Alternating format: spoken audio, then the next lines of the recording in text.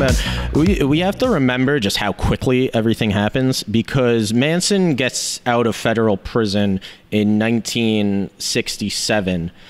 In 2 years, he has a cult of almost 30 people who he can convince to commit murder. So I mean, I think there's like certain politicians that could do that, you know. You may have a point. Yeah, I don't even mean just necessarily Trump. I just mean throughout, like, a charismatic person can just kind of do insane, crazy things. I mean, like, look at Barack Obama. Like, he came out of nowhere.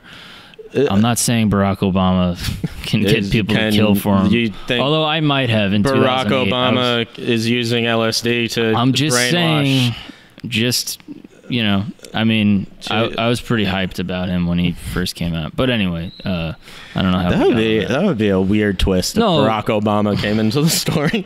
Listen, did some LSD and I'm gonna kill your ass now. So sayonara, bitch. Well, maybe we could work him in. Let's see. When was Barack? He was, I don't know. Barack Obama is from Chicago. Jack Ruby is from Chicago. That's all I need. Yeah, that's all the evidence I need. Wrap it up. Obama killed JFK. I should talk about the Jack Ruby thing also. Yeah. So Jolly West, who was doing LSD experiments, also was the psychiatrist for Jack Ruby back in 1963 after Jack Ruby killed Lee Harvey Oswald, who obviously murdered JFK. So if you want to bring the CIA into the JFK assassination, you can say that Jack Ruby was a MK Ultra hitman, because Jack Ruby, part of his defense was that he had suffered like an epileptic episode and has no memory of killing Lee Harvey Oswald. And the prison psychiatrist that viewed him before Jolly West got to him all said that, like, this man is not mentally ill, like, he's actually perfectly capable of standing trial. And then suddenly Jolly West, who's known for experimenting people on LSD, becomes a psychiatrist, and like within a couple of days, Jack Ruby's completely insane and can't even talk and is completely rambling. I mean, what is the like process behind, you know? But like, all right, I get someone into a room and I feed them LSD, and I say what to them to get them to kill someone, I don't know. Mean, it's also LSD back then, I guess, might have been some wildly different shit than it is now. Well, but here's the thing I keep in mind is that someone who's willingly taking LSD and someone also who's forced that's a take very it, good point. Yeah, they're gonna have two very different results. So 100%. Plus the doses were probably insane. So you can't compare someone. Yeah, you can't compare someone who's at Coachella hanging out with their friends taking a dab of acid. They're going to react differently than someone who's, you know, in a federal prison and being forced to drop acid, or just, you know, went to hang out with some, you know, hooker, and then suddenly their drink is filled with LSD. They're going to have very different results. Suddenly they got Cosby. Suddenly, yeah, dude, maybe Cosby was in the. We can. I'm just saying he was actually recruiting assassins. I'm just saying Cosby killed JFK. That's it. That's my takeaway. Sorry, I'm really helpful on this. No. It's good. All right, we can try to throw him in. Fuck Bill Cosby. I don't even want to say his name. But was he from Chicago? I have no idea. Isn't that where the Cosby Show took place? I can't speak on that. I didn't watch that. I think he was part of MK Ultra. I think we just proved it. Fuck Bill Cosby. Let's make that clear. Yes, let's make that clear. Where are we? Take us back. So we're taking back. We kind of went off because I wasn't planning on bringing up MK Ultra or Jack Ruby later. Yeah, but right. You know, it's fine. Life isn't planned.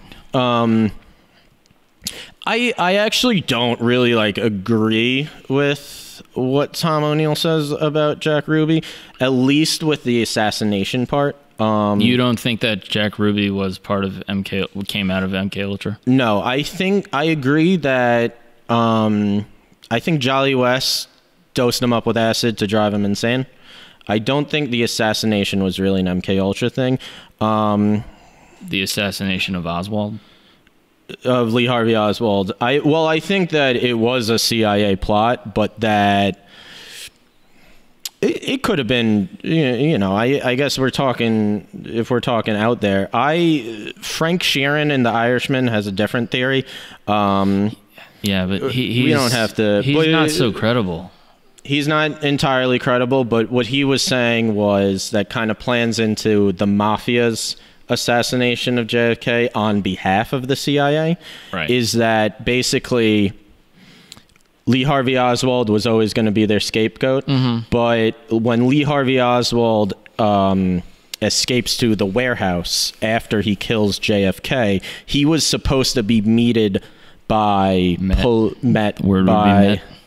police on Jack Ruby's payroll, because Jack Ruby was known for his connections. His connections in the police department, and it's basically, if you wanted to bribe a cop, Jack Ruby was who you went to in Dallas. So the idea was Lee Harvey Oswald was supposed to go to the warehouse thinking that was a safe house. He was going to be met by Jack Ruby's police officers who were going to kill him right there. But the actual Dallas PD got there first and arrested him. Who were not in on it. Right.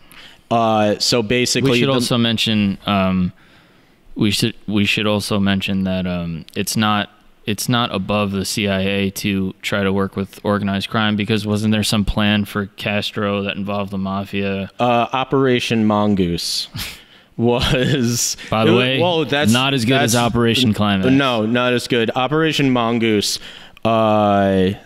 This was in 1961. I want to say.